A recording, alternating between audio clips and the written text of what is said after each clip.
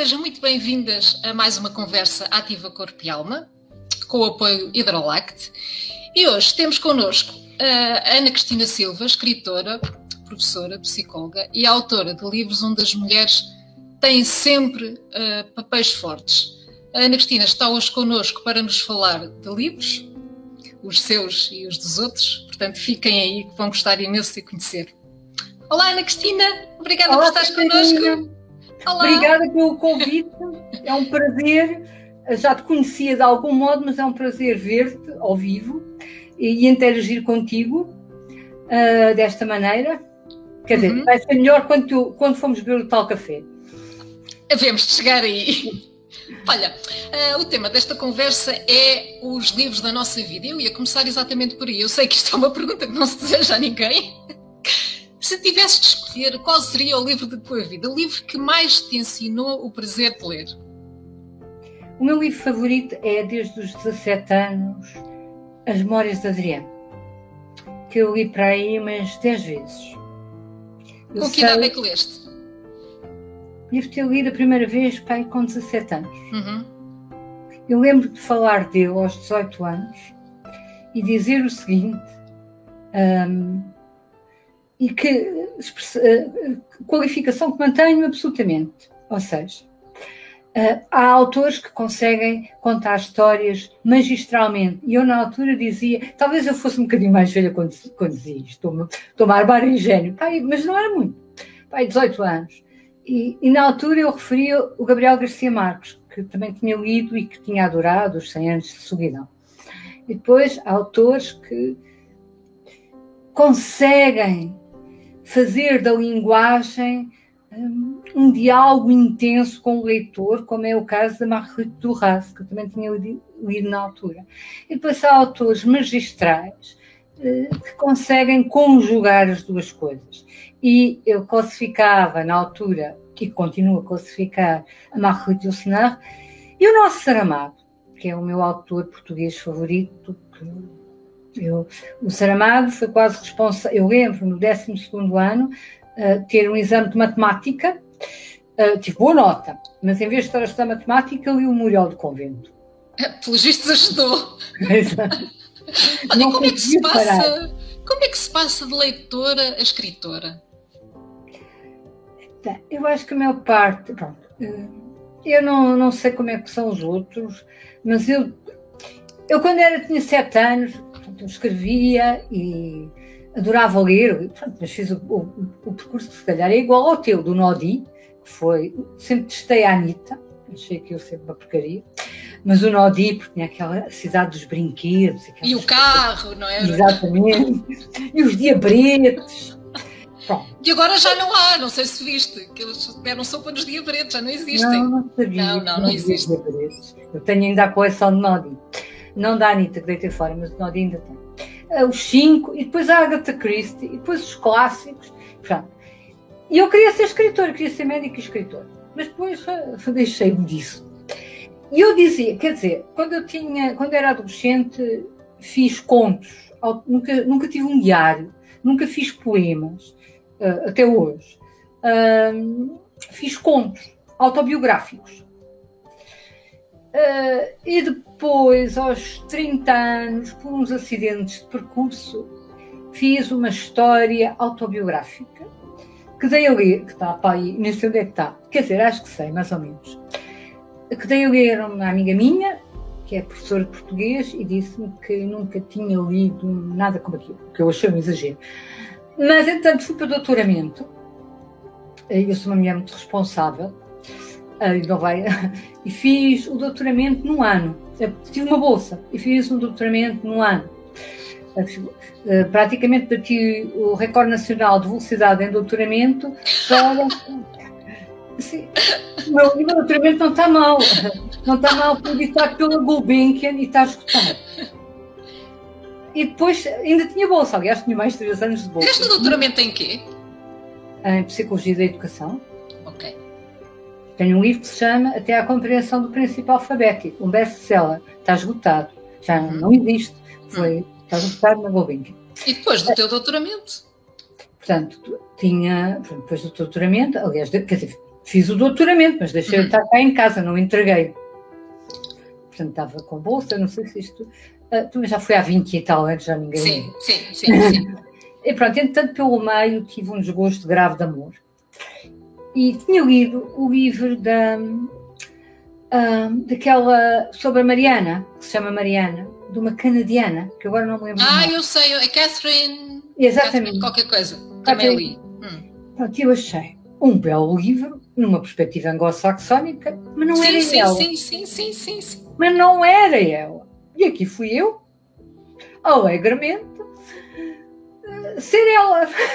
Aliás, porque eu estava no nível, estava apaixonada, ou melhor, tinha tido um desgosto de amor por um estrangeiro, por um holandês.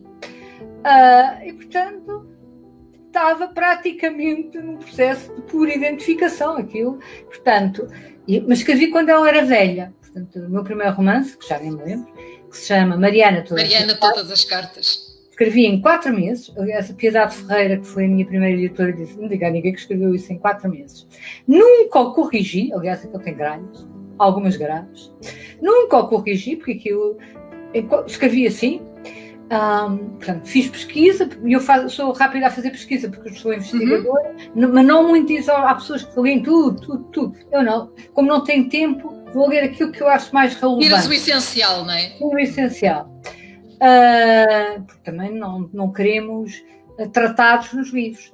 E depois escrevi a Mariana em velha, a escrever de novo ao Chamilly. Eu gosto desta coisa gosto do registro epistolar.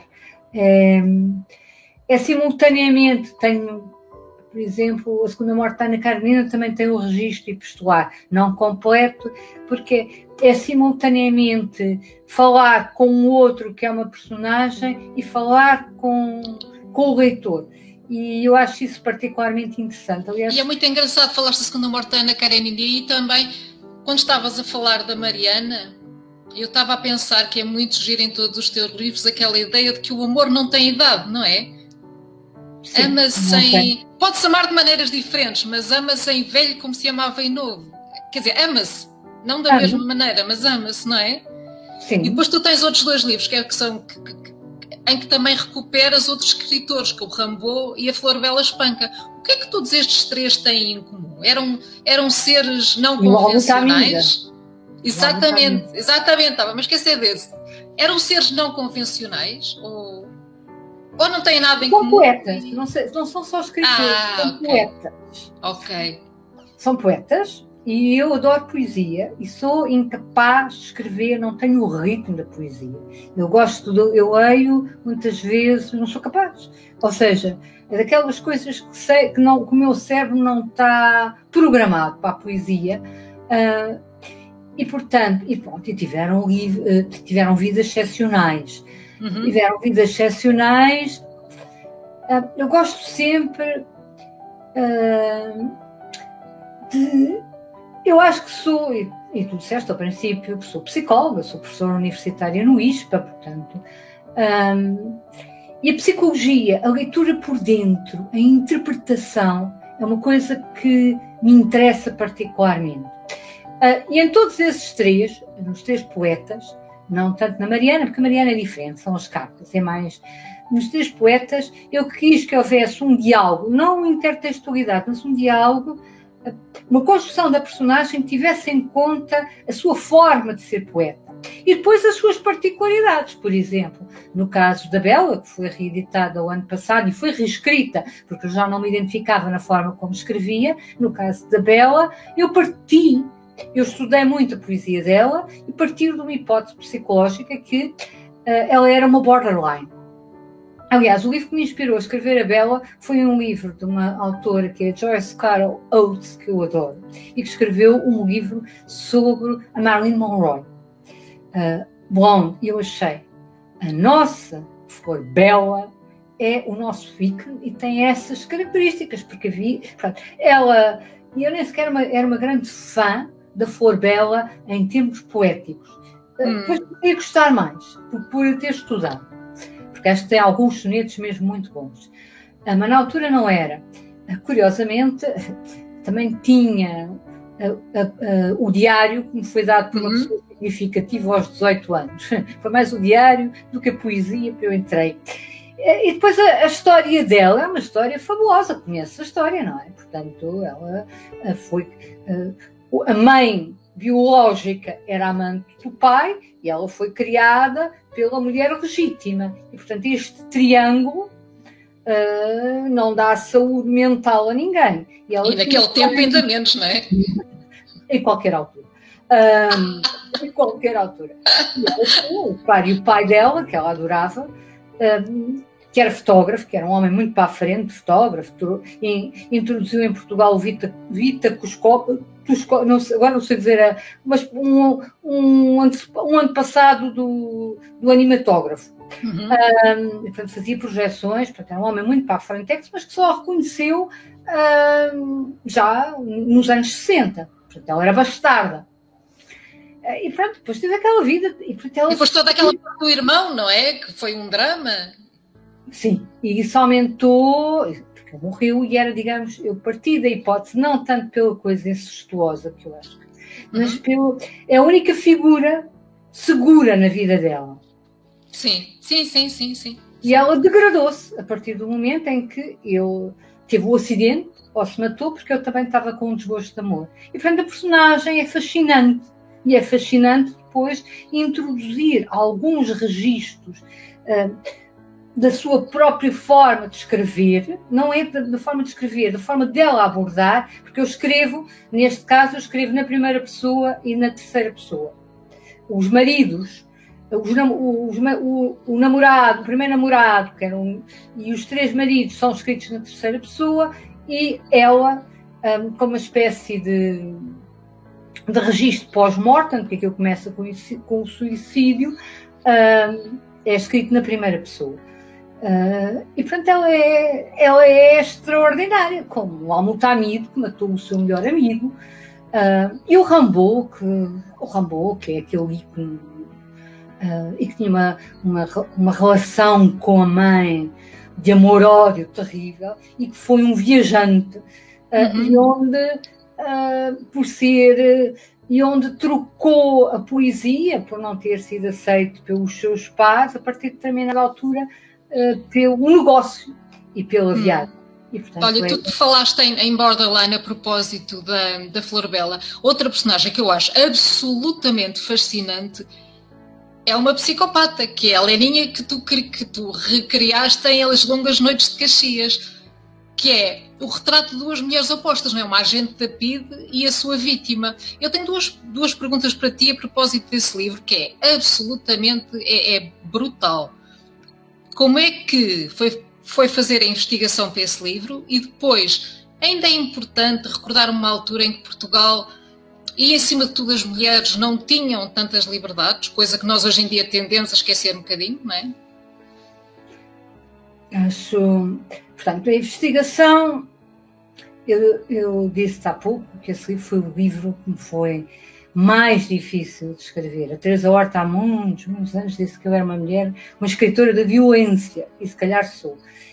E sou uma escritora da violência porque eu quero agitar consciências e quero que aquelas coisas, escrevo sobre essas coisas violentas, como a Inquisição ou violência doméstica ou coisas assim, porque são coisas que me assustam e que eu quero banidas do cimo da terra. Como eu quero banir do cimo da terra regimes totalitários fascistas, que facilmente dão origem a personalidades psicopatas e sádicas, profundamente sádicas, como é o caso da Leninha, que, como sabes, é referente a uma PIDE verdadeira. A Leninha existiu mesmo, não é? Existiu mesmo. Portanto, aliás, a Leninha, eu fiz obras há 3 anos aqui e houve uma reportagem no Correio da Manhã e a revista Sábado estava dobrada sobre a Leninha. Portanto, em 2008, eu, entretanto, esqueci-me e dei-me conta e encontrei em 2015 no Facebook esse artigo e eu pensei, eu tenho que escrever. E tenho que escrever em contraponto com uma resistente. Portanto, a pesquisa da Leninha foi... Eu falei com o jornalista da revista Sábado, que foi um querido, que me deu, para além, um conjunto de informações sobre a personagem que não vinham na reportagem, e, portanto, foi relativamente fácil. Agora, a personagem da Resistente é uma personagem real, com quem eu estive várias horas, pelo menos duas vezes, 8 horas seguidas,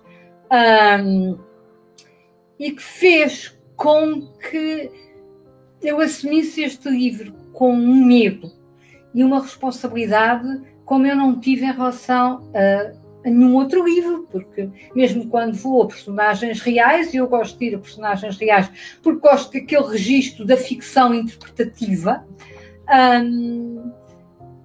não existe, estão mortas, pronto. E, portanto, neste caso concreto, se eu estava a pedir, e foi uma espécie de acordo implícito, olha, empreste-me a sua vida para eu a recriar num romance, eu tinha que corresponder àquela pessoa e aos motivos pelos quais eu acho que aquela pessoa, que tem a ver com exatamente não esquecer o fascismo, lembrar aos miúdos aquilo que foi aquele período, não só em relação à discriminação de género, que às vezes parece que se repete sempre nas novas modalidades de fascismo, mas o horror que aconteceu no Aljube e em Caxias, e que foi relativamente branqueado. E, portanto, o meu livro era uma homenagem, utilizando aquela personagem que eu nunca a caracterizei em termos de partido, exatamente por causa disso, não se percebe. Percebe-se as pessoas da época, digamos assim. As outras pessoas não percebem. Porque para mim era uma homenagem a todas as resistentes antifascistas e é um livro pedagógico. Eu dou aulas, as minhas alunas do 5º ano de mestrado sabiam muito pouco, disseram-me coisas como, pois havia o fascismo, eram presos, havia presos políticos, havia censura, mas não sei, mas sabe, como elas me disseram, nós sabemos mais do nazismo do que do fascismo. Elas disseram, é verdade. Exatamente. E, portanto, eu acho que agora que nos aproximamos dos 50 anos de democracia, é fundamental recuperar essas memórias para que não haja um branqueamento, para que o Salazar não seja um político melhor como foi numa sondagem há 10 anos, etc. O português do século, não foi? Ou o português do ano. Exatamente. O melhor português de todos os tempos. Foi assim. Exato, uma coisa. Foi isso. Uma coisa dessa. Olha, tu sabes se essa mulher leu o teu livro? Eu, à medida que ia escrevendo, fui enviando. Depois enviei no final. Aliás, aconteceu comigo e com ela uma coisa. Eu demorei tempos infinitos a ir buscar o livro. O livro mesmo, eu ia enviando, mas eu acho que o livro pronto, sim. Eu demorei tempos infinitos a ir buscar o livro à editora, muito mais do que seria habitual, porque a partir do momento em que o tivesse, eu tinha que o enviar. Portanto, houve da parte dela e da minha parte. Porque tinha medo de duas coisas. Tinha medo de não corresponder, do ponto de vista literário, ao objetivo que, no fundo, nos propusemos, que é usar a vida dela para agitar as consciências em relação a coisas que não se podem voltar a repetir. E tinha medo de causar, porque essas pessoas... Fala-se muito, por exemplo, do stress pós-traumático, sei lá, dos soldados, por exemplo, da guerra colonial, mas essas pessoas sofreram horrores em relação, do ponto de vista psicológico, porque aconteceu, como aconteceu com ela, como disse, pois na altura a gente não queria saber, estávamos na euforia do 25 de Abril, mas essas coisas ficam e voltam. E, portanto, eu tinha medo que aquilo, e por isso é que eu acho que ela não leu completamente, ou saltou. Aliás, por exemplo, eu tive a Helena Pato a apresentar o livro e também ela, que não era ela que estava retratada, mas ela gostou imenso de ler o livro. No fundo era também ela que estava Era retratada, também não ela. é? Exatamente, ela gostou imenso de ler o livro e, portanto, também tinha medo disso. Aliás, aconteceu uma coisa, na primeira vez que eu apresentei o livro, foi na Covilhã, e a pessoa que estava ao meu lado era amiga, reconheceu, porque eu não digo, já tem sido dito, Isabel do Carmo disse quem era, ela própria deu autorização para dizer quem era, mas como ela a mim, pessoalmente, eu nunca mais a vi por causa da pandemia, nunca me disse. Aliás, ao princípio até era muito cautelosa em relação a isso, eu não me sinto à vontade para dizer quem é que ela é. Mas e agora perdi-me, que é uma das coisas que me acontece. Mas outra coisa que eu tinha para te perguntar, achas que se falou pouco disso porque eram mulheres? Ou apenas porque ainda não passou tempo suficiente para nós vermos esse tempo com suficiente distância? Eu disse, não sei, eu acho muito estranho. Há imensas referências. Sim, há recolhas de testemunhos e... Exatamente, mas não há romances. O meu romance centrado, não há. Mas milhões de romances que existem sobre a Segunda Guerra, por exemplo, sobre o nazismo, sobre o Holocausto, sobre, não é? E sobre o nosso fascismo existe tão pouco. Há coisas sobre a guerra colonial, bastantes, mas sobre o ambiente de Caxias, o ambiente de Aljube, aquelas personagens macabras, há tanto Auschwitz hoje em dia, também temos cá muitas. Basta ir, por exemplo, pesquisar, que eu agora tenho aqui estas coisas por causa de um livro que eu estou a escrever, basta ir, por exemplo, pesquisar estes livrinhos. Mas espera, fala mais um bocadinho. Eu sou apaixonada por aquela personagem. Eu sei que uma escritora cria sempre algum tipo de relação com as suas personagens, não é? Mas como é que se cria uma relação com uma psicopata, que é alguém que não tem empatia? Não é? Como é que tu escreves um livro sobre uma pessoa que, no fundo, é desumana? Isso aí é um processo criativo.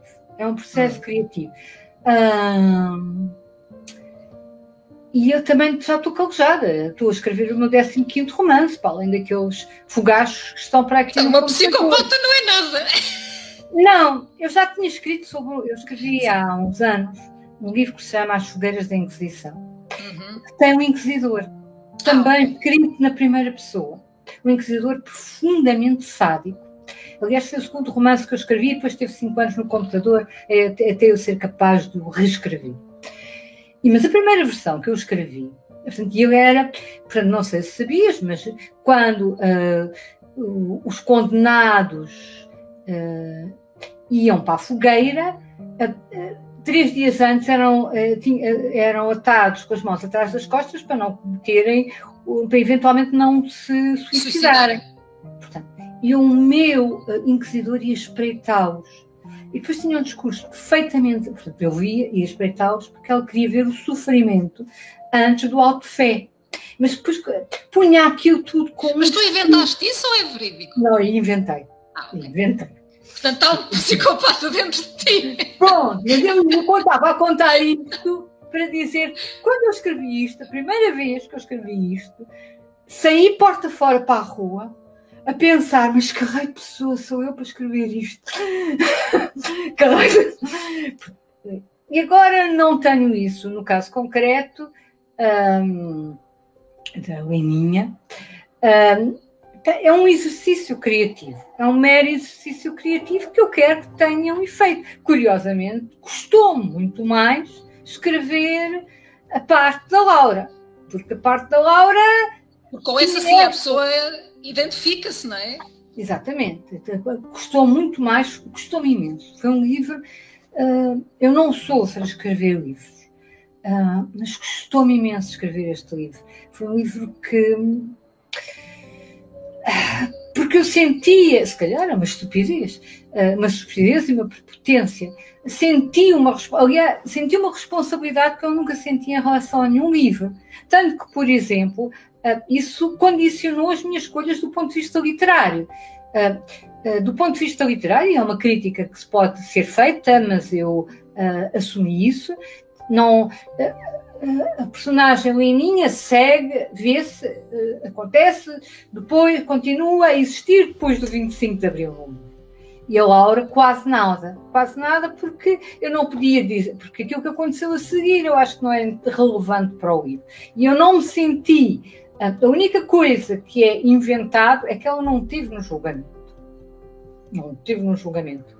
Tive a Conceição Matos, mas, e está lá uma referência à Conceição Matos, ao testemunho da Conceição Matos, a minha personagem não teve no julgamento. E toda a relação psicológica de uma olhar para a outra é inventado. Mas fazia sentido, do ponto de vista da construção literária, seguir as duas personagens no pós-25 de Abril. E eu achei que para aquilo que eu queria, que é um livro profundamente centrado numa espécie, entre aspas, de pedagogia em relação ao fascismo, eu não percebi muito do que aconteceu. Não ias por aí. Exatamente. E, portanto, isso condicionou-me. Quando eu invento, mesmo utilizando personagens reais, eu invento. Gosto de juntar aquilo que são os indícios de uma vida real com invenção. O teu lado psicólogo ajuda-te nisso, a perceber o interior das pessoas, a perceber os seus motivos? Sim. Aliás, eu acho que eu sou uma escritora de romances psicológicos, o que faz com que às vezes tenha algumas falhas noutras dimensões, mais narrativas. Eu, por exemplo, não me interessa, não interessa, ou não sou capaz, mesmo do ponto de vista linguístico, se calhar isso é importante para o leitor, sei lá, num registro mais descritivo. Eu não faço, eu lembro-me do Al-Mutamid, há uma parte lá que se passa em Sevilha, e o Miguel Real dizer que passa em Sevilha como se podia passar noutro lugar qualquer. Porque não Mas é isso curioso, desculpa interromper-te, é curioso que estás a dizer isso, porque, por exemplo, eu hoje estava a pensar nisso, antes de vir para aqui, na segunda morte da Ana Karenina, é engraçado que estás a falar nisto, tu nunca descreves o vestido dela, os ambientes, o teatro, e eu vi aquilo. Percebes? Tu não descreves, mas o leitor vê. É muito engraçado. Pois, porque eu quero falar, não sei se consigo sempre. A literatura tem essa coisa extraordinária, acho eu, a poesia também, que é, nós dizemos muita coisa, mas as coisas mais íntimas são muitas vezes feitas, estão no implícito. Sugeridas, não é? Exatamente, estão no subtexto. Por isso é que os psicólogos têm sucesso. Do ponto de vista económico, se nós tivéssemos uma comunicação mais centrada nas nossas emoções e nos nossos conflitos, seriam mais facilmente resolvidos e seríamos, se calhar, mais felizes. Ou não sei se seríamos, não faço ideia. Mas é isso, aquilo que é mais escondido e aquilo que também explica, de algum modo, a sua própria história, que eu gosto de ir. Que eu gosto de ir também em relação... Isso tendo uma dimensão ao mesmo tempo social, porque eu acho que o social é muito importante. Estava-me a lembrar da Noite Não é Eterna, que se passa na Roménia, que tem a ver, passa-se na Roménia, e que se calhar tem a ver com uma imagem que me ficou dos anos 80, quando eu era jovem, sobre os orfanatos da Roménia. Deve ter sido por isso que eu escrevi isso. É a única explicação. Mas sabes que eu fui ler esse livro, não te conhecia de lado nenhum, fui ler esse livro e pensei, mas naquela pensei assim, para que é que eu estou a ler um livro sobre a Roménia? Isto não me vai interessar nada. E aquilo prende-se desde o princípio, porque é uma história que eu acho que se passa na Roménia, e passa, não é? Mas qualquer mulher se identifica com aquela dor, com aquela nuvem negra, com aquela sensação de impotência. Portanto, é um livro absolutamente universal. Pronto, é isso que eu gostava de dizer. Conta um bocadinho da história. Conta um bocadinho da história. Pronto, mas eu estava a falar do livro por causa da dimensão. Portanto, passa-se no Salsesco e portanto, também estudei muito sobre o Salsesco, li a biografia dele e da mulher, que também é uma personagem fabulosa, aliás, tive pronto, que veio cá visitar o Costa Gomes, por acaso. Isso tem a ver com as pesquisas que eu ando a fazer agora. Portanto, na altura, porque o Salsesco queria... Pronto, era o único partido socialista onde não podia haver aborto e eu queria... e, portanto, alguns jovens foram dados para o exército, digamos assim. E o marido da minha personagem, como era uma revista, deu também, digamos assim, o seu filho, mas como era muito pequeno, foi parar num orfanato. E aquilo passa-se, no princípio, por causa das divisas, havia exportação de comida e havia muita fome, portanto, passa-se num período onde o miúdo acaba por morrer no orfanato, ela não é informada e depois é um luto. Ao princípio é um livro sobre violência doméstica, mais outro. E depois é um luto. E depois eu escrevo sobre coisas tão negras, mas eu gosto sempre de deixar uma luz de esperança.